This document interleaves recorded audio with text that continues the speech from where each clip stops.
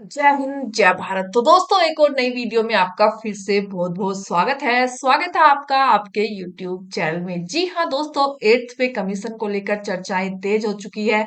सभी कर्मचारी संगठन यहाँ पर मांग कर रहे हैं। फिटमेंट फैक्टर को लेकर, डीए को लेकर, एचआरए को लेकर यहाँ पर मांगे की जा रही हैं सरकार से। सरकार ने बहुत सारी मीटिंग की, लेकिन उसके बावजूद भी यहाँ पर कोई भी सवाल का निष्कर्ष निकलकर सामने नहीं आया है। उसी के बीच यहाँ पर दो बड़ी खबरें निकल कर आई हैं और दोनों ही खबरें आपके जानने लायक हैं। जी हाँ दोस्तों, अगर आप एक सरकारी कर्मचारी हैं या एक पेंशनर हैं ये दोनों खबरें आप सभी के लिए जान लेना बेहद ही ज्यादा जरूरी है। तो वीडियो को थोड़ा सा भी स्किप मत कीजिएगा, वीडियो में लास्ट तक बने रहिएगा। दोनों खबर आपको निष्कर्ष रूप से बताऊंगी, पूरी विस्तार पूर्वक बताऊंगी। तो फटाफट से जान लेते हैं दोनों खबरों पर क्या अपडेट। जी हाँ दोस्तों, कर्मचारियों के लिए खुशखबरी, अचानक बढ़ेगी आप सभी की सैलरी। केंद्रीय कर्मचारियों को जल्द ही सैलरी बढ़ने की खुशखबरी मिल सकती है। दरअसल जुलाई में डीए यानी महंगाई भत्ते की समीक्षा की जाती है। इसका ऐलान अक्टूबर में किया जाता है। उम्मीद है कि जुलाई में डीए 3 से 4% बढ़ सकता है। हालांकि पिछली बार इसमें 2% का इजाफा हुआ था, लेकिन इस बार 3 से 4% बढ़ने की यहाँ पर पूरी पूरी उम्मीद जताई जा रही है, क्योंकि महंगाई बढ़ती जा रही है। तो ऐसे में सरकार को डीए भी बढ़ाना होगा। क्यों मिलता है आखिरकार ये डीए? डीए महंगाई से निपटने के लिए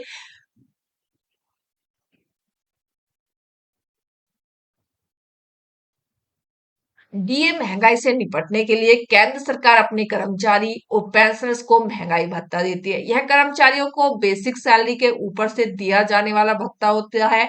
इसकी समीक्षा हर 6 महीने में एक बार की जाती है, यानी साल में 2 बार कर्मचारियों की सैलरी महंगाई भत्ते के माध्यम से बढ़ाई जाती है।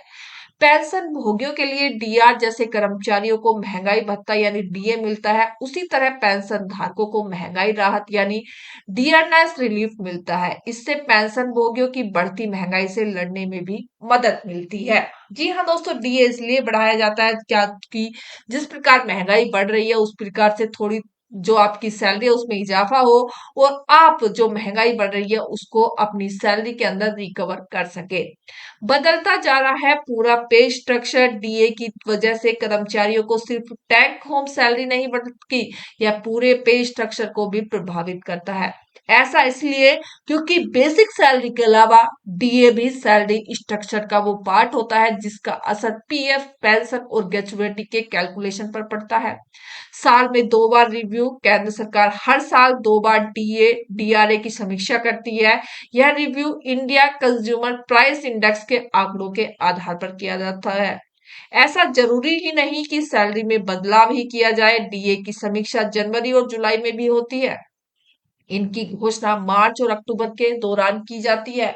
कितना बढ़ सकता है पिछली बार से इस बार का डीए? पिछली बार 2% का इजाफा हुआ, यानी इससे 58% से 60% कर दिया गया।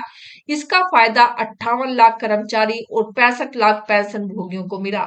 इस बार एआईसीपी के आंकड़ों को देखने को 3 से 4% की वृद्धि की उम्मीद यहाँ पर जताई जा रही है। तो इस बार डीए के अंदर काफी अच्छा इजाफा यहाँ पर देखने को मिल सकता है। अलग अलग राज्यों की स्थिति, असम, अरुणाचल प्रदेश, तमिलनाडु, ओडिशा, उत्तर प्रदेश में डीए बढ़ाकर 60% किया। पश्चिम बंगाल ने 20% बढ़ाकर इसे 38% तक पहुंचा दिया। महाराष्ट्र ने पुराने डीए बकाया के लिए 800 करोड़ रुपए से ज्यादा मंजूर किए। बैंक और रेलवे का हाल, डीए बढ़ोतरी केवल केंद्र या राज्य कर्मचारियों की नहीं होती, रेलवे बैंकों के कर्मचारियों को भी इसका लाभ मिलता है। इंडिया बैंक एसोसिएशन ने अपने कर्मचारियों के लिए डीए बढ़ोतरी का ऐलान किया। वहीं रेलवे ने भी डीए 2% बढ़ा दिया। क्या लगता है टैक्स? जी हाँ दोस्तों, कर्मचारियों का डीए पूरी तरह टैक्स के दायरे में आता है। इसे आईटीआर में अलग से दिखाना होता है। इसके अलावा सरकार ने यह भी कहा है कि डीए को फिलहाल बेसिक पे में मिलाने का कोई प्रस्ताव नहीं है। भले ही यह 60% के पार कर जाए, अभी सबकी नजरें 8वें वेतन आयोग पर टिकी हुई है कि उनकी सिफारिश इस संबंध में क्या होती है। जी हाँ दोस्तों, सभी की जो उम्मीद है, सभी जो डिमांड कर रहे हैं वो कर रहे हैं कि डीए को बेसिक पे में मर्ज किया जाए, लेकिन ऐसा नहीं होगा, ऐसा सरकार का कहना है। अगली बड़ी खबर, बेसिक पे 68,940 रुपए, 3.83 फिटमेंट फैक्टर, 8वें पे कमीशन में होगा बड़ा बदलाव। जी हाँ दोस्तों, 8वें वेतन आयोग से सरकारी कर्मचारियों को बड़ी उम्मीद है, क्योंकि संगठनों का कहना है कि 3.83 फिटमेंट फैक्टर की यहाँ पर मांग की जा रही है। साथ ही साथ आप सभी को बता दें, जस्टिस रंजना देसाई की अध्यक्षता में 8वें वेतन आयोग का गठन किया गया। मौजूदा समय में यह आयोग देश भर के अलग अलग हिस्सों में जाकर कर्मचारी पेंशनर संगठनों से बातचीत कर रहा है। स्टाफ साइड ने पे कमीशन से 3.83 फिटमेंट फैक्टर की डिमांड की है। अगर इस मांग को माना जाता है तो कर्मचारियों की बेसिक पे में 283% का बढ़त देखने को मिल सकती है। इससे मौजूदा जो 18,000 रुपए की बेसिक पे है वो 68,940 रुपए पहुंच सकती है। आयोग की तरफ से अब तक कोई भी ऐलान फिटमेंट फैक्टर या बेसिक पे को लेकर नहीं किया गया है। आयोग अभी मात्र जो चर्चाएं चल रही हैं उन्हीं पर यहाँ पर निष्कर्ष कोई भी निकालता हुआ यहाँ पर नजर नहीं आया है।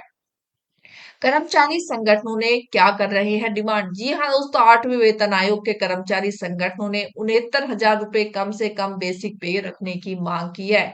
इसके साथ ही पुरानी पेंशन की व्यवस्था को भी बहाल करने की डिमांड की गई है। संगठनों ने अधिक एचआरए की भी मांग की है, लेकिन अब सरकार क्या फैसला लेगी ये तो आने वाला वक्त बताएगा। साथ ही साथ आप सभी को बता दें, देश भर में आयोग लगातार कर रहा है मीटिंग। 8वें वेतन आयोग को लेकर देश के अलग अलग हिस्सों में लगातार मीटिंग का जोर जारी है। आयोग दिल्ली, जम्मू कश्मीर, लखनऊ में मीटिंग कर चुका है। आयोग कर्मचारी संगठन और पेंशनर से बातचीत कर रहा है, लेकिन अभी 8वें वेतन आयोग को लेकर कोई भी बड़ा जवाब निकलकर सामने नहीं आया है। 8वें वेतन आयोग का गठन नवंबर 2025 में हो चुका है, जो कि 7-8 महीने बीत चुके हैं, लेकिन अभी तक कोई भी निष्कर्ष या कोई भी यहाँ पर सरकार की तरफ से जवाब नहीं आया है। इस आयोग के पास 18 महीने का समय है, अभी 10 महीने बाकी हैं। साथ ही साथ क्या सरकार एरियर भी देगी या नहीं देगी, उसको लेकर भी यहाँ पर सरकार ने कोई फैसला नहीं किया है। साथ ही साथ इस दौरान अपनी रिपोर्ट आयोग सरकार को जमा करेगा, जिसके आधार पर केंद्र सरकार की तरफ से कर्मचारियों की सैलरी और पेंशन तय होगा। यानी अभी 10 महीने और इंतजार करना पड़ सकता है आप सभी को। आपकी पे बढ़ेगी या नहीं बढ़ेगी, कितना फिटमेंट फैक्टर तय होगा, इसको लेकर अभी भी कोई सवाल का जवाब नहीं दिया गया है। तो मिलते हैं नेक्स्ट वीडियो में, तब तक के लिए जय हिंद, जय भारत।